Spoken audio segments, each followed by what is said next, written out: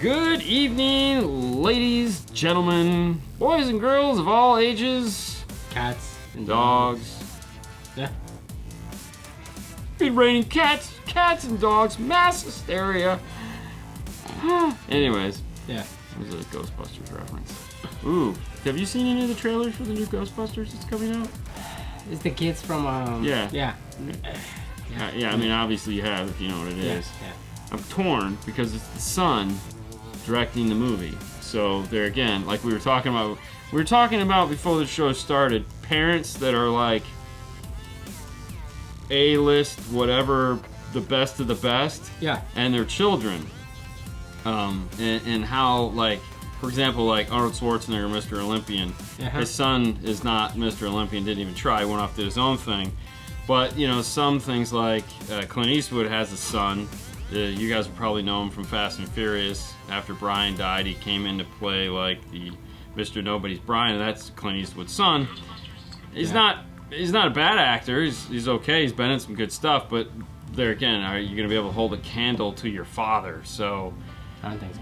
you know, in this case, Ghostbusters, the son is there to direct it.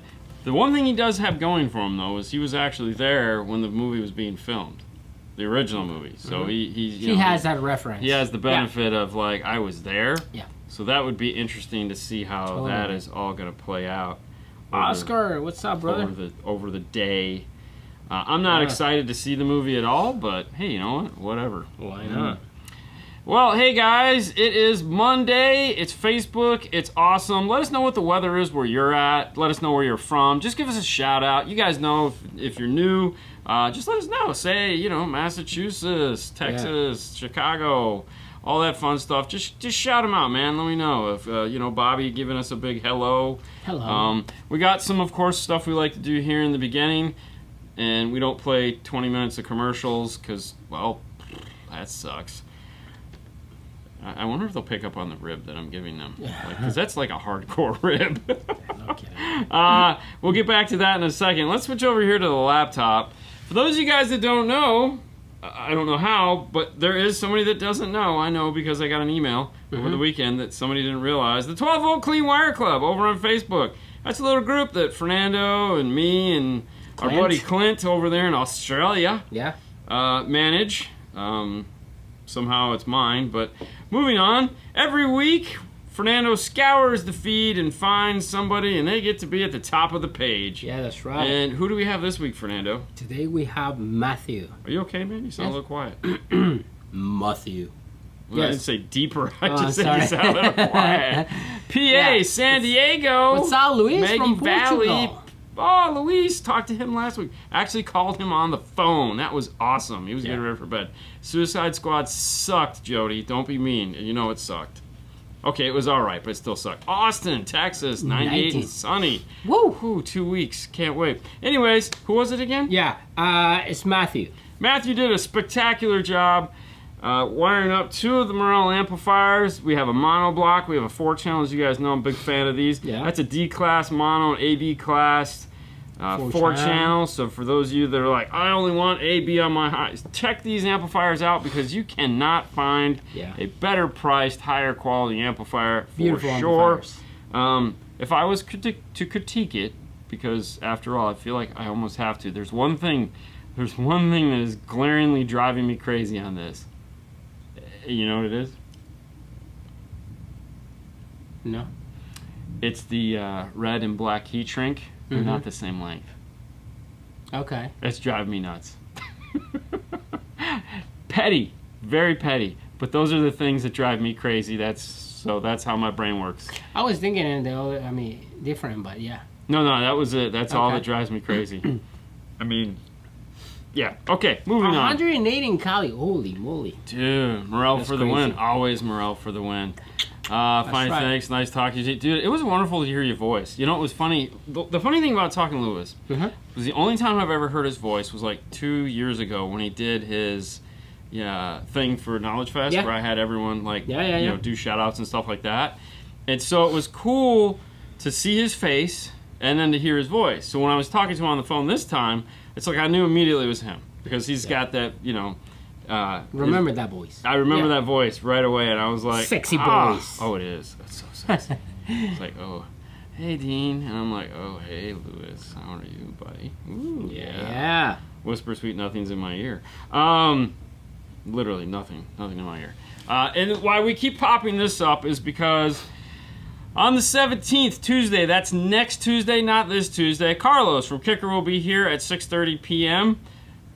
This is cool because Kicker does their live show much later than that. Plus, they give you 20 minutes of commercials, so we will not overlap their show. We get to have Carlos on and talk about, I don't know what we're going to talk about yet. It ought to be really fun, though, because he's a good guy. We like having him on the show. This will be his second time on here, so that'll be nice. And then the 21st, that Saturday, Fernando's taking an early leave of absence that day, so we're going to have Seth on from Kenwood, and it's just going to be a straight Q&A show that he's always promised he's willing to do and has never been able to do because we've always had like stuff to talk about. This trip we have nothing to talk about, so we can just do Kenwood Q&A. I'll of course leave these up here so that you guys can stare at them for a little bit. And don't worry, at the 20-minute mark we have a wonderful fundamental, so hold on, strap on, get ready. Denmark is in the house. Ooh. Let's do this. I got 1/4-inch foam. I got keys coming from overseas. Florida raining with lightning. I know, we're waiting for it to happen here. I got 1/4-inch foam I ordered through your guy, Amazon link. Oh, there you go. There you go. 1/4-inch foam. All right, Bobby, you know it. All right. Thank you for doing that. For those of you that don't know, anytime you go into DNF Tool Drawer, which is, hold on, let me go back here, which is this place right here, dnftooldrawr.com.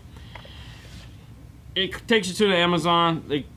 It's an affiliate link, okay? So it helps to pay for the show. So you can click on anything on there, whether you buy that thing or not. It's just a click through. So if like you're gonna go shopping for some toilet paper on Amazon, if you go to DNF Tool Drawer first, click on anything there, and then buy the toilet paper, we're considered the salesman for it, and we will get pennies for you buying toilet paper. And it's what helps us keep the lights on and keep the cameras rolling. So please, before please do it. You buy something from Amazon, go to DNF Tool Drawer, and then you buy whatever you want. Yes, Dean with the 2-pack. That's the only 2-pack I know, by the way. 2-pack? I have 2 packs. No, 2 packs. I like 6. You like a 6-pack? Yeah. I mean, we got you took a 12-pack. I took you almost took a case. Yeah. Case. Saturday the 14th, I get my second COVID shot. Yay me!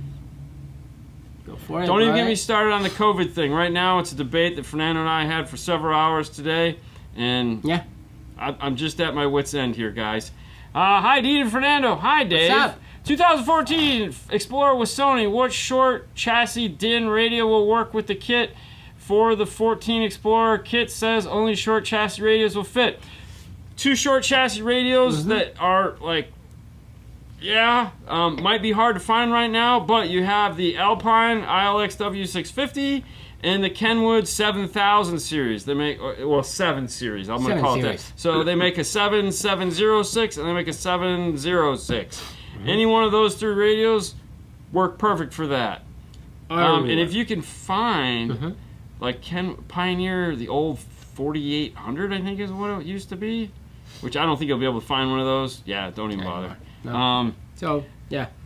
All right. So what is your opinion on a center channel or a center speaker on the dashboard? The Kia Sorento 2021 has the space to add one. I already have a 3-way Morel Maximus 603 installed. It is a good idea to add the 2.5 Morel speakers on the center. All right, so let's take this from all sides, because this is one of those things I actually was on the phone with a manufacturer with earlier this week. They were asking my thoughts, just like you guys often do, on topics like this. Here's how I look at this, and especially from your point of view. You already have a 3-way set up front. The question I was asked is, do you have a DSP? I'm hoping you have a DSP. Now, how many people sit in the car? If it's you two all the time in the car, well, getting a DSP that has some form of an up mixer in it, you know, like a 10-channel DSP with up mixer, might be a good idea. However, you're going to get a 10-channel DSP, you're going to spend some coins. So you're looking at least $1,000 for a DSP to do it right. Otherwise, 1-seat tune, meaning you tune it for the driver, you're not going to know there's not a center channel because you're going to timeline everything. And you're going to direct the sound to where you'd like it. If you'd like it to come out of the center of the dash, you can do that with the DSP. Now, the biggest complaint I have is, let's say we take it from a perspective like, I just want another speaker in the car. I'm not worried about time alignment and all that crap. I just want sound to come out of the dash. All right, cool. So we buy a speaker. They only come in pairs. So we got to, you know, sometimes you can get singles, especially Morel's on that place that sells Dayton, which anyways, you guys know where it's at. Parts Express? Parts Express, thank you. You can get like single Morel stuff at Parts Express because it's just a home on. Anyways. So what are we going to power it with now? All right, so let's say we have some really nice amplifiers. We're not going to buy a crappy amplifier to power it with because then it'll sound weird, because your good amplifier will have no distortion and sound wonderful, and your cheap amplifier, well, it could just be an IC power chip jammed into something. So it's like, okay, what do I power it with now? So at the end of the day, you spend like $400 or $500 to get this center channel to work crappily. Which isn't a word, I understand. But because it doesn't have an up mixer. So even if I buy the DSP with the up mixer, and then I got to get an amplifier, and then I got to get a speaker, all right, so now I'm at this $1,500.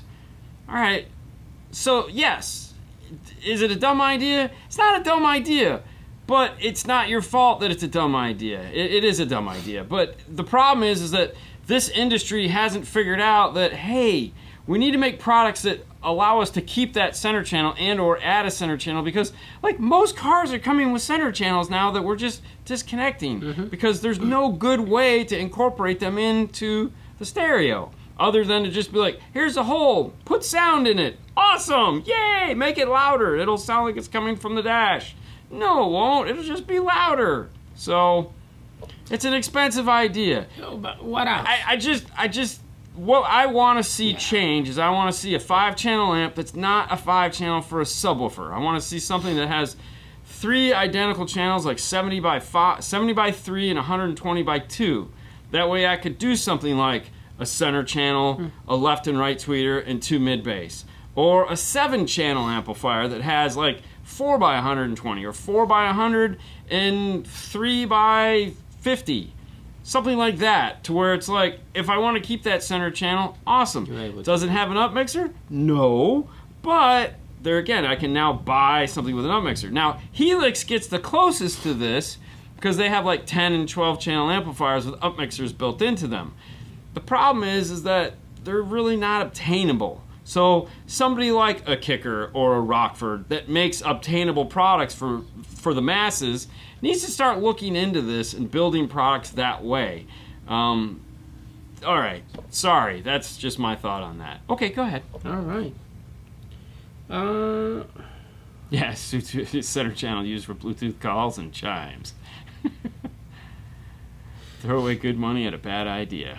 All right, go ahead. Do I need to have my system with the DSR-1 retuned after several weeks of playtime? My system doesn't sound the same. So that's a great question too. And the answer to that is simply depends. Jesus. At this point, I think I need a pair of those.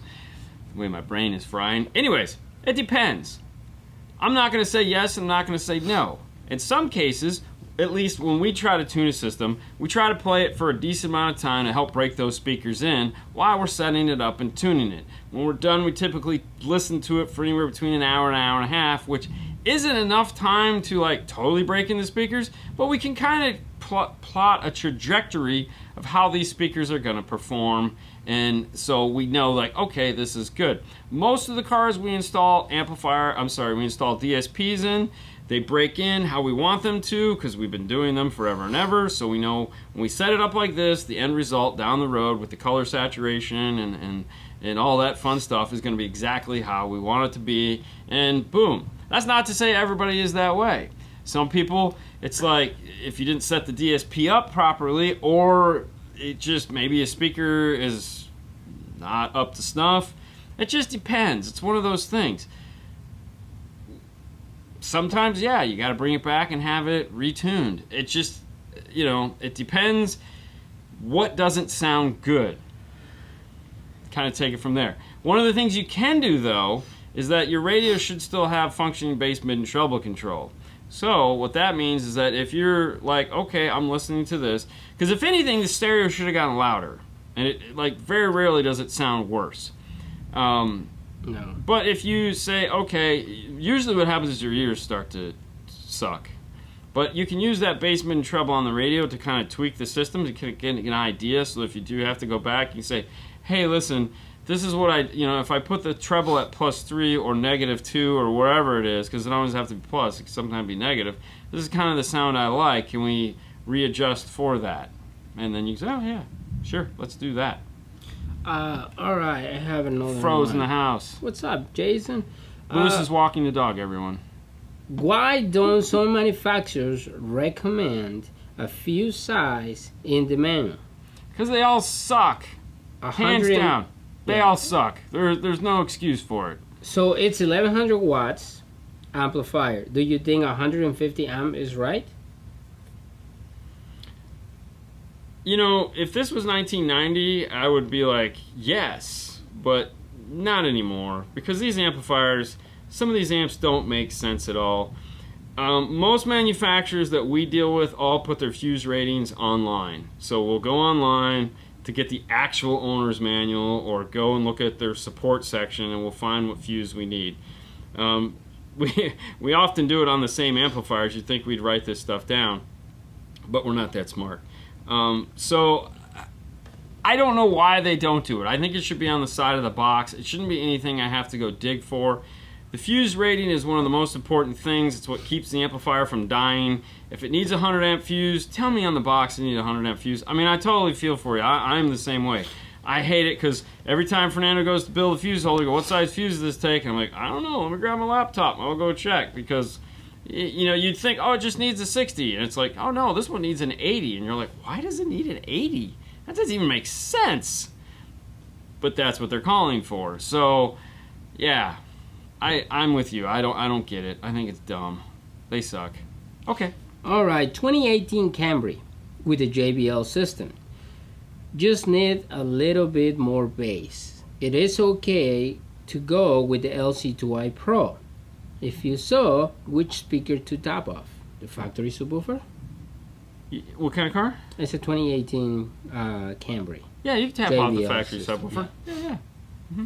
Tap LC2i off the factory subwoofer, that'd be fine.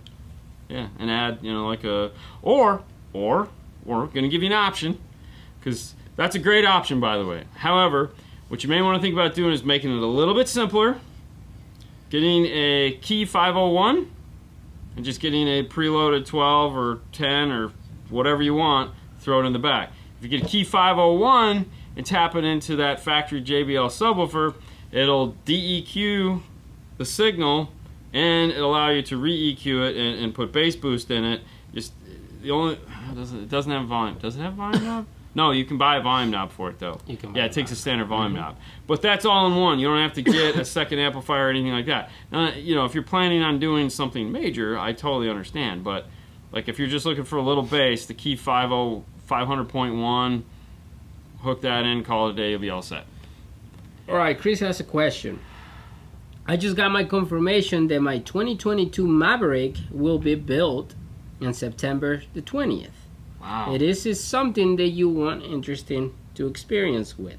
I'm looking to do more L's in the doors and the L7 shallow for the subs with the kicker key. Also, I'm interested to the CZ product for the wireless CarPlay. So I'll answer this with the way I answer anybody that asks me about any car. Cars show up and we work on them. It's really what it comes down to. I don't have a preference. I don't have any. I don't. It's their cars. We respect every car that everyone brings in like it's our own, and that's it. That's all I got. So. I mean, in the end of the day, the best bet is just call. We're gonna put an awesome stereo in it, or whatever we can do to it, and we'll take it there. Just call, and yeah, definitely. All right, Nick has this question. Hold on, whoa, slow down, slow down, watch boy. Pay attention to the time. You're getting all excited, like. Okay. What time is it? Do you know what time it is? It's fundamentals time! Whoop whoop! That's right, it's time for fundamentals. For those of you guys who don't know, fundamentals is a little thing we do where we answer a question that is needed in car audio. Now we're going to switch back over to here.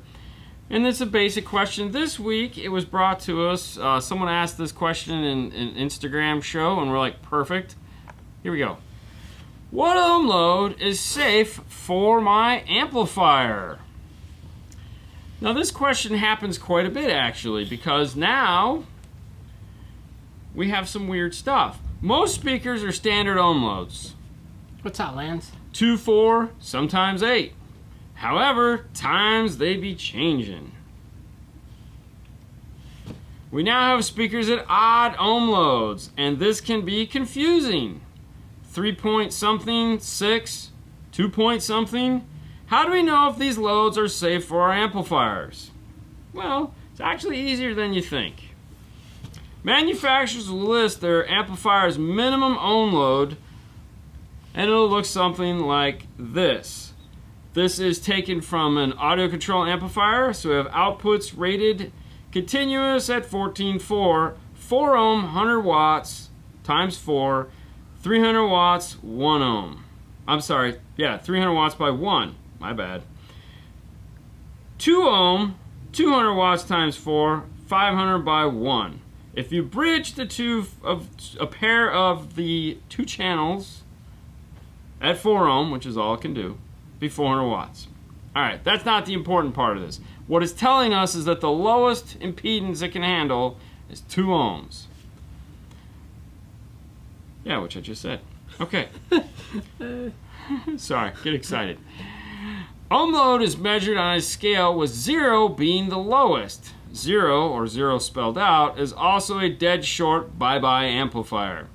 As the number goes up, 1, 2, 3, 4, there is less resistance put on the amplifier and it will produce less power. This is decided by the design of the amplifier. The reason why I say that is because a lot of people get excited and be like, oh, your amplifier will only do 2 ohms, or your amplifier, it won't do 1 ohm, which is actually the same thing, just said 2 different ways. That's not a bad thing. A 500 watt amp is a 500 watt amp. It doesn't matter at what ohm load it's giving you the 500 watts. It's just what the amplifier and the engineers decided it was going to do, and that's what you have. Using the example amplifier, it will handle ohm loads down to 2 ohms only. That means anything above 2 ohms will not be a problem. If you have a 3.4 ohm speaker, the amplifier will perform safely. You will also get more power than standard 4 ohm rating, but less power than the 2 ohm rating, because it's kind of right there in between. This is the most important slide coming up next. Side note, not all amplifiers are created equally. Just because an amplifier has a 2 ohm rating does not mean it will perform the same at lower ohm loads. It may reduce the sound quality doing so. I felt this was important to put in there because some amplifiers, even though they give you 2 ohm ratings, they don't like it. Most 4-channel amplifiers will give you the 2 ohm rating. However, you're going to suffer, all right? Because it's asking it to do something that, even though they gave you the rating, they really just planned on you running it at 4 ohms like most people are going to do. Some amplifiers are built to handle the 2 ohm load, the better ones. Just keep that in mind when you're like, hey, I'm going to go, slow it down, all right? So, that was fundamentals. Thank you guys for participating. We hope you enjoyed it. If you have any ideas of things like that you'd like to, see, by all means, ask those questions and, put fundamentals and we'll figure it out and try to make something like that. Quarter ohm be bad. Okay. All right. Real quick, before we go on to the next thing, I just want to put this up. For those of you that are going to KnowledgeFest Dallas, we're going to be doing a training there. Actually, several trainings there, but this one we're going to be doing with Kenwood. It's called the Modern Deck and Ford. Join us as we welcome Dean and Fernando from 5 Star. The old days of basic upgrades are over, or are they? They're going to show and tell us methods for using Kenwood Excellent amplifiers and speakers to optimize the customer's experience and make a profit. Hint, It's the new front stage upgrade. Attend the training to find out more. So if you're going to be going to KnowledgeFest Dallas and you're in the industry and you'd like to know more, there's 2 trainings we're going to be doing with them. Make sure you check those out. It's going to be fun, I guarantee you. I mean, I don't know if you'll learn anything, but damn it, I'm going to try to make you. All right, go ahead. All right, so when you guys mount an amplifier to the interior back wall of a pickup truck, do you typically use 1/2 inch blown PVC for this range?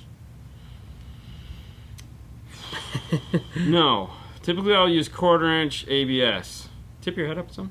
Yeah. So you're getting buried beneath the logo. Sorry. No, I'll use 1/4 inch ABS and we'll attach it to the double framed wall at the top. Sometimes I'll use 1/2 inch, but usually not, just because when the seat goes in, I don't have room, you know, and that extra 1/4 inch is everything. Prime example, tune in tomorrow on Instagram. We're going to talk about this Chevy truck that's out of frame right now. There was no room for 1/4 inch, so it's actually had to make the amp rack out of 1/8 inch, but came up with a clever way to do it, so it's actually not 1/8 inch, it's 3/8 of an inch. All right. How did Dean do it? Check tomorrow and you'll find out. All right. So what about, oh, hold on. On a piggyback, what about cab vents? I'm fine with losing at least one cab vent. Like, you technically don't need both that I've ever ran into, but you have to keep at least one. Some air conditioners need that ability to breathe out of the car, but mainly also when you shut the door so your windows don't pop out. All right, Mama had a baby. Ken actually has a question about this. Okay. This truck is a 2021 Silverado with Bose system. Can I tap into the speaker side with a speed wire to the DM608 to run a system until someone figured it out or figures the interface? And is there a harness, or I'm tapping the wires? All right, to answer that question, I'm going to take it in reverse order. Is there a harness? Yes and no. If you buy the AP, which I threw the bag away, if you buy the Amp Pro T harness that they sell, it's like the APGM something or other, it's the right harness. It's pinned totally wrong on the green plug, or the main speaker plug is pinned wrong. There's wires in all the holes, so you can use it, or you can be like me and pull it all apart, repin the thing, and make it right. But yes, it's okay. Don't worry. I don't know where I put it. But yes, so there is a harness if you don't want to do that. As far as the 608 goes, the 608 doesn't have enough inputs. This has 7 outputs. It has 2 for the front mid-bass, 2 for the front tweeters, 2 for the rear, and 1 for the sub. If you want the sub to be included in it, the 608 is not enough. If you're not worried about the rears, then the 6 will work. So if you're just doing front and subwoofer, you're golden, 608 will work. Or you can take the subwoofer out of the equation and just run like an amplifier that has a decent high level to low level with a lot of high level input, because you will need a good high level to low level adapter for just the subwoofer. Ooh, that was light. Man, I wish it would just figure out what it's going to do. So there's that. And also, according to the owner of this particular truck, who has been like yourself anxiously awaiting the AVB piece to be re-released from NAV TV, he said when he talked to them last, it may be next month. So it might be sooner than you think. He just didn't want to wait. It's no big deal. I don't really care. We can make it work. How long has the Stinger been making head units? Thank you for bringing that question around. I have an interesting story about that one. Also, before I start this, I'd like to thank Audio Control for sponsoring the show week after week, day after day. They're a big supporter of the show, so if you're interested in finding some of the most amazing car audio products out there, head over to audiocontrol.com. And if you ever talk to them, let them know that we sent you there. It helps. Or just send them a letter. Hey, saw you last night, Dean Fernando. 2 thumbs up. Anyways, so it was a dark and gloomy night, one night in the parking lot to the mall. My friend and I, and my wife and Haley and their son, we all went out to eat. Now my friend just so happened to work in Amp Global at the time. In his Prius, now everyone will know who it is, he goes, "Hey man, I want to show you something." And I go, "Okay." And boom, inside his car was a radio in the dash. This was many, many years ago. What, you think like 7 years ago? No. It had to be at least. Dude, it's been... I mean, it's been at least 7 years. Yeah. Think about it. We've been dealing with COVID for 5 years before that. Yeah. Anyways, what was in his dash was the precursor to the Elevate. Some of you guys might remember the Elevate. This was Gen 1 of the Elevate. They were working out the bugs. They were working out the kinks. The Elevate went through several iterations before we got the actual Elevate. So they've been making and dealing with radios for many, many years before the actual Elevate dropped. They put a lot of research and development into it. The Elevate, by the time it came out, they already knew that they were moving on to the next thing, which was the High 10. So we got to see an early release of the High 10, basically the panel going, this is what's going to replace the Elevate. And we're like, oh, wow, this is cool, because honestly, the Elevate was not the coolest looking radio ever. The Elevate went through 2 iterations. One where the volume knobs had to be on the bottom. The second release of it, you were able to flip it upside down or right side up, whichever way you wanted to go. And then it disappeared. Because the High 10, that was the clear winner. So I'd say they've been making radios for about 7 years. They've been probably selling them for 4? 3 or 4. Yeah. But yeah. And they good. They good. Like if you see some of the they actually they look very nice. Good with the they look great in the dash. Jeep. Yeah. So very nice radio. And it's the only radio that has a Toshlink output that you can then go into a DSP because you'd want to go into a DSP with it. High 10 has Toshlink. Yes, it does. Yes, it does. We have one sitting on the shelf right over here. We do? Yeah, they can see it. Yeah, I know they can. I didn't go wide. RIP my Ram 1500 backseat installing a pair of Kicker Q Class 12s. I don't think you'd need to lose the back seat for that. You'd probably just jack it up, you know, really high. Short people could sit in the back. It's all good. I mean, I actually did a Dodge Ram for Tiny, really? Captain Tiny. We took out his back seat and put into L7. This was years ago when the L7 was the only version of that subwoofer. 215s.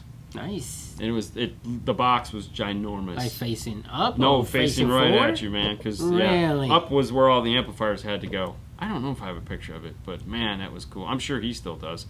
Audio control amps and DSP versus amps with DSP. Benefit of having built-in standalone. Just looking for D611200 and LC611200. 2 DSP. All right, so we'll take this across the board because whether it's audio control or somebody else, do I buy an amplifier with a DSP built into it or not? My immediate answer to that question is buy the amplifier with a DSP in it. And I'm going to give you the pros and cons because, after all, why would I not? Pros. 1, I only have 1 thing I need to mount. I don't have 2. That does several things. For 1, it takes up less space. 2, it reduces the amount of noise I could potentially get going from one device to the next device. So 2 devices, anytime I have interconnects between them, I have the potential for noise. Ah, that sucks. All right. So that is the biggest thing. 1, if it does everything I need it to do, then perfect. I don't have to worry about it. I can put 1 box in and it can take care of all the stuff I need, which also turns out to be the con. The con is, what if it doesn't do everything I need? Where are my growth potentials? So if we're using the D611200 as the example, the D611200 has 8 channels of high-level input, 6 channels of RCA input, and 2 channels of RCA output. If we're going to do the standard front tweeter, front mid, rear subwoofer output, it's perfect. If we're trying to do a 3-way set where we're going to do tweeter, mid bass, RC output, if I'm only going to, there again, if I'm just doing front stage out to a sub, perfect. If I need to do rear fill, well, it can go out to rear fill. Where do I get the subwoofer? If I'm not worried about the subwoofer being aligned, which some people are, some people aren't, then you're still okay. But you can kind of see where that con slides in. If we're trying to take it and make it a 250 by 2, 120 by 2 amplifier, then the D is not really good for that. I'd look at the LC. And the reason why you'd want to do that, let's say you did have a big set of components you had going up front, and you just wanted to put a boatload of power to them, which we've done before, like a Focal Flax 3-way set. Somebody's like, dude, I just want these things to blare me out of the car. We've bridged the 611200 and put 250 watts to them, and yes, it will make you blind. It's a wonderful thing. So there you go. All right. It's been 6 weeks since I ordered my Foxbox. Yeah. Recommending sub to go with the Key 501. Listen to mostly rap and rock. I'm not going to dissuade just going with the Kicker Comp R series driver. It's a nice box. Looks great. Me personally, I'm a big fan of the Rockford P3s. I love them. I think they sound wonderful. Okay. Okay. Sorry. Go ahead.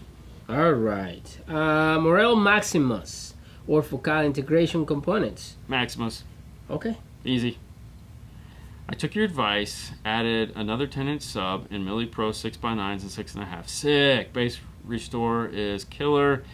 Dean thought my system seemed weird. I say it's sweet. What's that to my ears?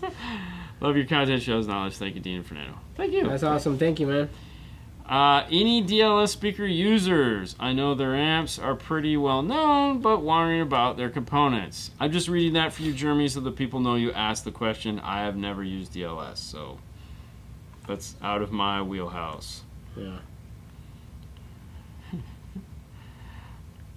What about... Oh, yeah, we answered the cap. All right, so what are you using to heat up half-inch ABS? Hang on, let me grab it. All right, this I know is on DNF tool drawer.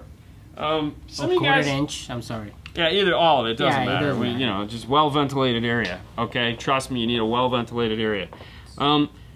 Power Probe, who used to make that cool, power probe that everyone would blow up airbags with, but it was supposed to be airbag safe, only if you sent power back into it. Power Probe makes this guy right here. It does not come with the pink tape on it. We put that on that so we know that this one's mine and Fernando's is silver. It also makes it easier to find because it's all black. They suck. Anyways, this is what we use to heat up all our acrylic. It's a gas in the bottom here. I'm not acrylic. You don't have to take it out.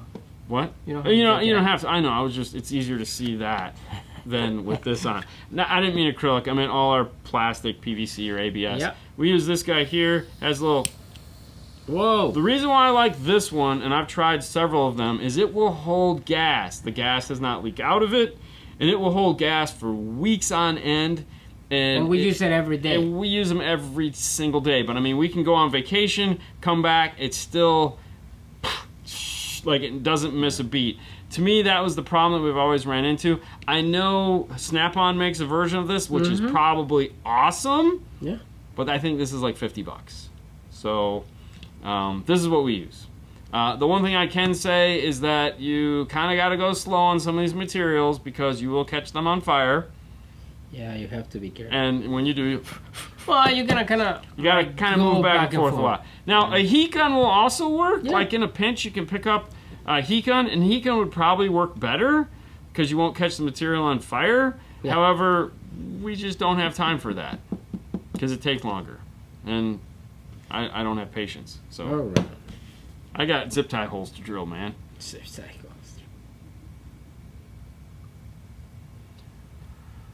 All right, what's up, guys? I'm stuck.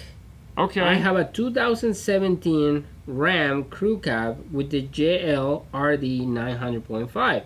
I'm looking for a better sound quality. I'm ordered to run active. I need another 4-channel amplifier, RD 404 plus a Tweak 88. Is this the best way to go since I already have another amplifier? I'm not gonna lie, you kind of lost me on that. All right, so 900.5. He's got 900.5, which is 5 channels. That's 5 channels. Yep. I'm assuming he want to go 3-way. Okay. So here's the thing: anytime you're considering a DSP like a Tweak 88, it's called an 88 because it has 8 channels in, 8 channels out. So what that means for you and I is that if you have a 5-channel amp now, if you're going to bridge it to a 3-channel and then add an additional 4-channel, you're fine. That'll work great because that's 7 channels of sound. However, if you're wanting to go 3-way set rear sub, well, that's 9 channels. That means your Tweak 88 isn't going to do that. You either need a 10-channel DSP, which they don't make, or you need a 9-channel DSP, which Audison makes as the Bit Nove, or any other 10-channel DSP out there. DM810, for example. So if he want to go tweeter component, tweeter, mid-bass, rears, and a sub. That's 7 channels, in which case the Tweak 88 would work. Perfect. So those, I gave you both scenarios in the answer to that question. But yeah, I like the Tweak 88. It's a lot of fun. Tweak 88 is cool. Cool. Somebody say about. All right, Morel Maximus or Kenwood X-Zone components. That's the last decision I'm debating. I mean, which component are we talking? Well, it's a Maximus. Yeah. Oof. So is that that's the 6.5 Maximus? The 6.5 Maximus. Dude, you just go with those. Those are awesome. Don't get me wrong. I love the Kenwoods. I really do. But I love the Morels more. I'm not gonna lie. They sound so good. That set of speakers, you ain't paying for all that sound. I'm gonna tell you right now. It's a best. If you need a set of 6.5 inch, the Maximus 602 Mark IIs. Oh my God! Like, it's crazy. All right. Somebody went a little crazy on that one? I'm trying to find Yeah, we don't have to worry about that. Yeah. Can you find another one? Alright, Scar.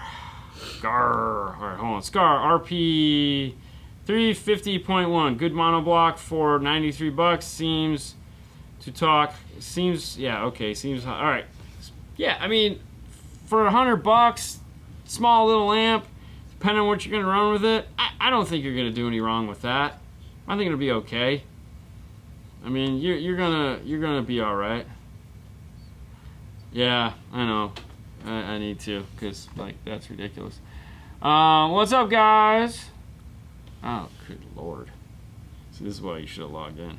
Yeah. All right.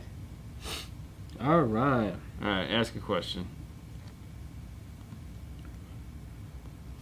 I'm trying to hang on. Perfect, I got it. What do you got? I already did that. Oh, you took care of it? Yeah. Okay. Read my RAM 1500. Yeah, we got that. Yeah, okay. Sorry. Yeah. All right, so he's gone? Yes, I got it. Okay. Yeah. All right. What's up, guys? Sergio Say, what's up? I don't know. You got the Scar? I got the Scar. Okay. Do you have the other thing loaded on your laptop? Which one? The one I asked you to load? Yeah. All right, pull that one up.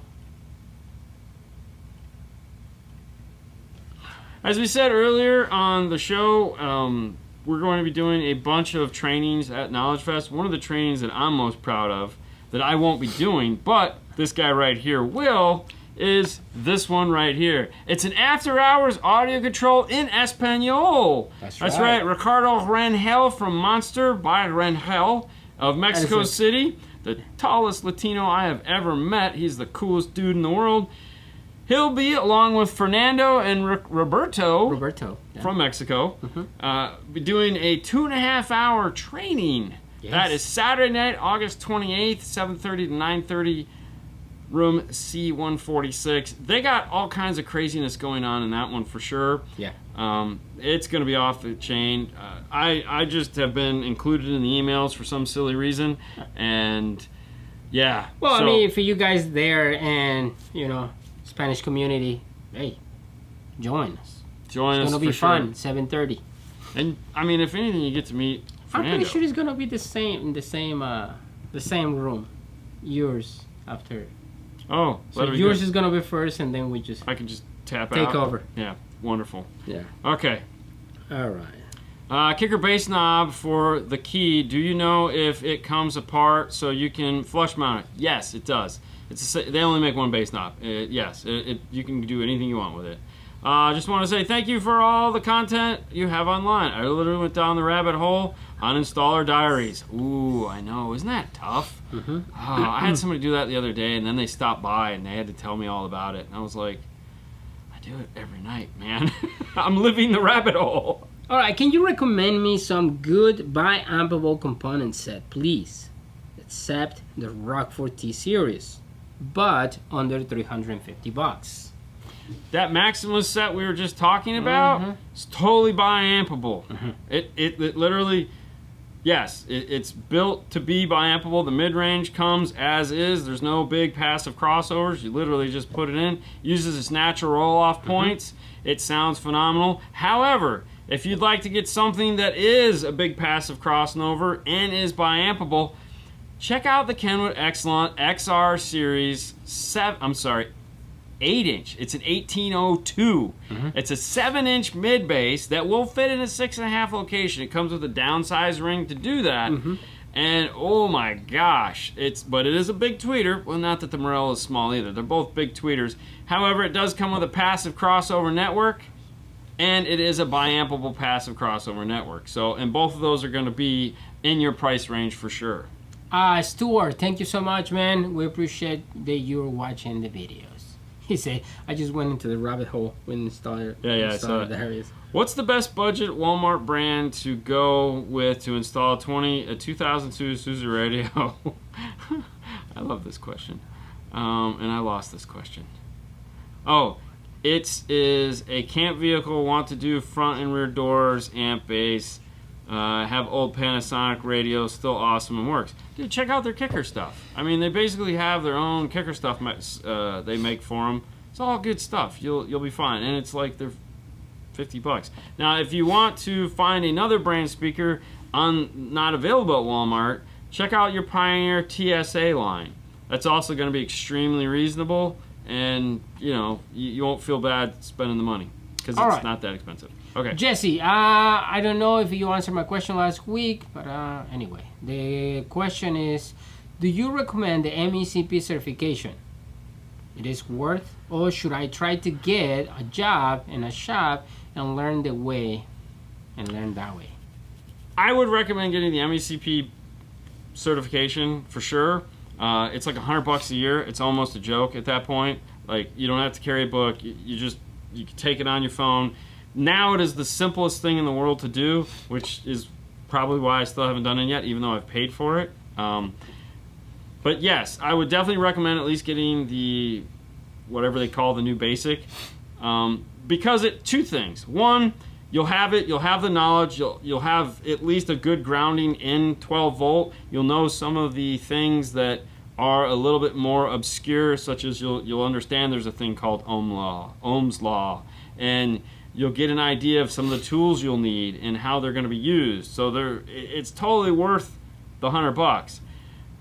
What it also does is it shows your future employer that you're committed to your craft, meaning you already went and did this. He didn't have to ask you to do it. You just went and did it. Say, hey, look, I know it's nothing for nothing, but I went and did this because I want to make a living at installation. Or being an installer or 12 volt tech or whatever they call, whatever the new term for us is supposed to be. It's totally worth doing. So do it. Do it. Just do it. Just do it. And make sure you capitalize your name. Commercial. Make sure you capitalize your name when you're filling out the form. Sound like a Nike commercial. Well, it is kind of a Nike commercial. I have a spare set of Morel Maximos with passive crossovers, not the new Mark II mentioned. What's Maximus with a U, not an O? Are those similar in sound signature? Plan on using them for now. Yes, they are. They're very, yes. You're right on point. You're golden. Yeah. Speaker would you run? All right. Thank you very much. What speaker would you run off a JL80 for DSP active for front? Looking for a bit better sound and quality over the bass Audi system. Worked. Okay. You want something efficient. Alright, so you want to find a speaker that has good efficiency, because that amplifier is not a ton of power, and in order for it, to get loud. So look for something that has a high efficiency number, and of course a brand. I don't know, I don't think it will play, I don't know if it'll handle like the lower impedance JBL speakers that they make, because they make the 3.4 ohm. I don't know if it'll handle that. You'd have to check to see if it'll do the 2 ohm load. It might say it handles 3.4. I would check, but I don't have it anymore. We had to give it back. But I would look into something that's extremely efficient. Audison makes the Prima speakers. Yeah. I don't know if they're in your budget, but they're right on point with what you're looking to do. So So yeah, there you go. All right. Which brand has a better performance, such as both speed, functionality, no software issues or errors, and quality sound? Kenwood, or Pioneer? So right now, trying to find a Pioneer is like really hard because they took a hit really bad with COVID, with the AKM fire, and also they have a bunch of other contracts that are more important to them than consumers. As far as quality and one being better than the other and stuff like that, they're both top tier brands. Like, we get almost no problems with either one of them. Like, if one comes back, it's usually something silly like water damage, but very rarely do we have one that's like, oh, it just died. That just doesn't happen. For us anyways. So I don't know how to answer that. When it comes down to usability and nonsense, that comes down to personal preference. It's like the difference between Windows and Mac or Android and iPhone. You kind of got to use them and see which one works better for you. And if you don't get the opportunity to do that, just kind of go on their webpage and look at their menus or read the manual. We have a few videos of all the unboxings. Oh, if it does 2 ohms, then I'd look at maybe getting the JBL, like the 3.2s. Those are going to be efficient and give you a little bit more power out of the amplifier. Yeah. Infinity has the same. Infinity has the same thing. Yeah. Okay. Yeah. During the Kenwood show, will he have projection day for head unit supplies? Oof. He might. I mean, we can ask. Yeah. I mean the worst he could say is no. We don't know yet. Yeah. Exactly. I mean, it's one of those things where it's kind of out of everybody's hands. It's up to these. It's not me. It's them. It's not me. It's them. Hey man, it hurt the whole world. Literally the whole world on this one. So all the guys that are like, hey man, you know, it's buying it from here, it's buying it from there. No, ain't buying it from any of those. It's buying it from anywhere. Nobody had chips. The US was out of chips. Japan was out of chips. China's out of chips. Thailand's out of chips. Dude, they're all out of chips. John, we got no dip for chips. Yes, I saw the question that you posted about the fundamentals. I'm gonna take between a screenshot. The coaxials and the separates. And the separates. Yeah, yes, I'm gonna take a screenshot and save it. Yeah, I think I actually. Yeah, that's not a bad idea. Actually, I'd already built it in my head when I read it. I was like, all right, I know how to do that. By the way, find out the ZZ2 doesn't make anything for Android Auto ATM. They're working on it. And they say they working ATM is at the moment. At the moment. Okay. Yeah, it took me a minute too. Okay. Have you installed any of the German Maestro stuff yet? Dude, we just found out about it, man. Slow it down. Yeah. I mean, I got it, literally, I've seen them. I didn't know the story. I didn't know anything about it. I stumbled over and said hi. Who are you? And they were like, because they're big fans of the show, and we learned about it the same time you guys learned about it. So we have plans for this stuff, but you know, right, this month is done. This month is 100% sold out. We have no more free time left. So yeah, I still can't get PS5, in there. No chips. Who can't? Who wants to advertise? No, I say you cannot advertise in there right now. Well, yeah, anyone can advertise. They'll come right down like that. If somebody wants to put up their product on the wall, it's gone. Yeah. I can still... Money talks, bullshit walks, but I can't find the keys to my 3-lock box. Still can't find PS... Yeah. Oh, yeah. Everything. Dean for president. God, no.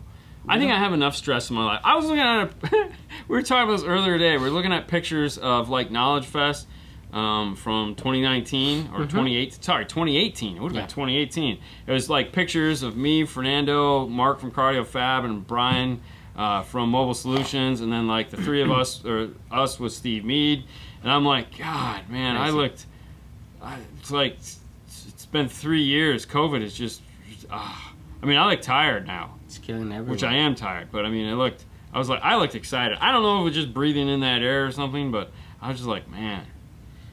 I mean, Dorian, at some point we're gonna do something, you know? We don't know when, but... How are the headphones? So we're talking about the German Maestro headphones, the ones that they have. The Mexican runs out of chips, then we have a real issue. Then we have a real issue. Yes, Robert Van Hoyt for the win. The headphones are wonderful. They are very neutral, like they're supposed to be. I'm more of an opened back guy, not the closed back, which these need to be closed back.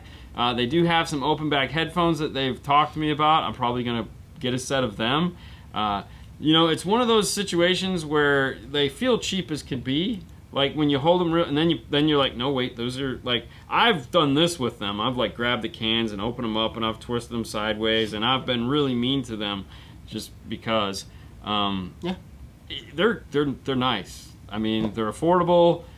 It's a good reference headphone. I plan on, once I figure out where I put my pair at home, is bring them back and leave them here so I can kind of like, before I start tuning the car, play a couple songs, get my head in the right headspace, and then tune the car. That's I've kind of always wanted to do that. Now that I have these, that's my plan. We'll see how it goes, and of course I'll talk about it more once we put that into effect. All right, let me find the other one I have. 2021 Equinox integration. Does anyone make any harness yet? No. Do you know? Not that I know. Or the LC2i? Just want to add subwoofer. Yeah, LC2i will work. Or the key lock. The kicker key lock or the LC2i. Pick your choice. They'll both do what you need to do. I do need another vacation. There's one here that I saw that I wanted to answer. Where did it go?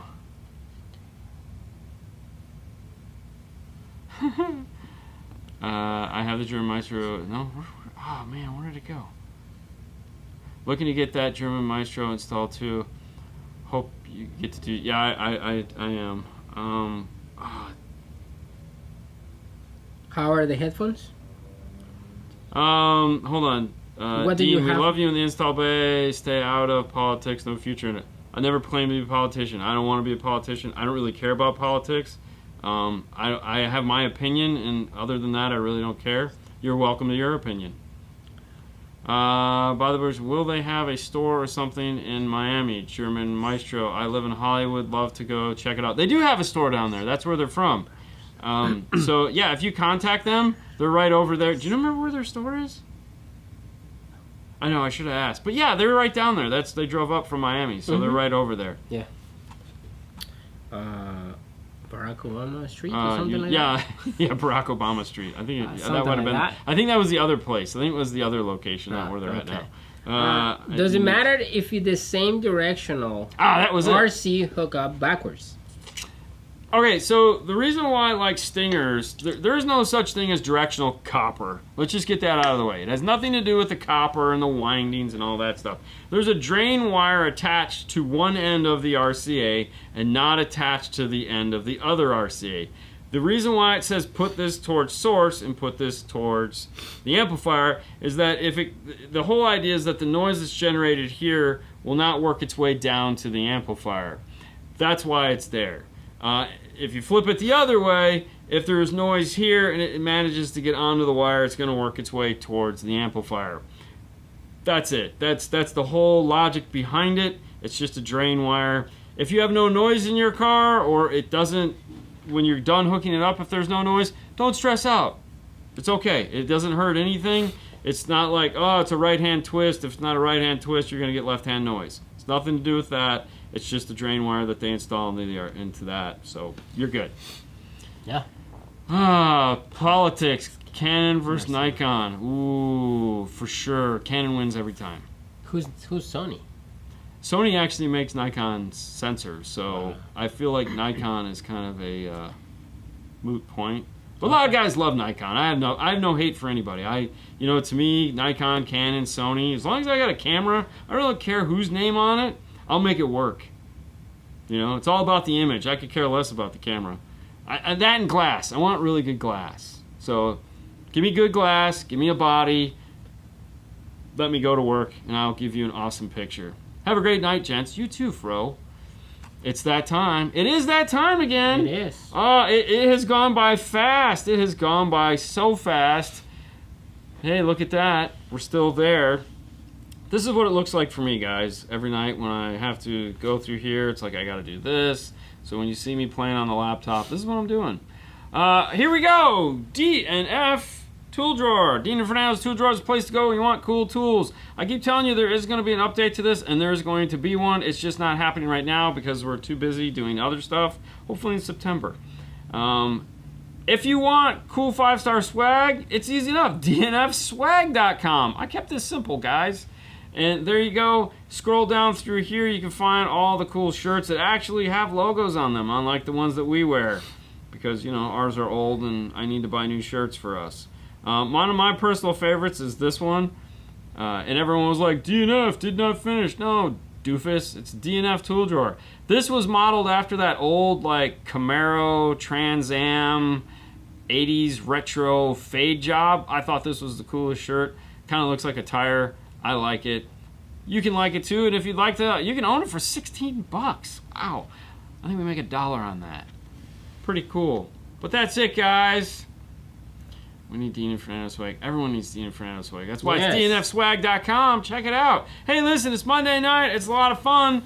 If you don't follow us on Instagram, why? I mean, the only reason not to follow us on Instagram is because you're not on Instagram. But if you're here on Facebook, you have an Instagram account. I mean, it's that simple. Follow us on Instagram. We go almost every day. We go on there and talk about what's happening in the Bay. We answer a few questions. We say hi. Tomorrow we'll talk to you about this Chevy pickup truck and what's going on in here. It's going to be here for a couple days. It's getting a lot of stuff going on. A lot of time-consuming stuff. But otherwise, it's been fun. It's been real, and it has been real fun. Bonus round. Make sure to tune in. Instagram, and also be back here Friday morning at 9 o'clock on Dean and Fernando's Car Stereo Clips, the YouTube channel. We'll be talking about the news and why, like, no one has chips and when radios are going to ship and all the other fun stuff. So that's it. That's all we got, guys. Bye, guys. Have a great night. Bye.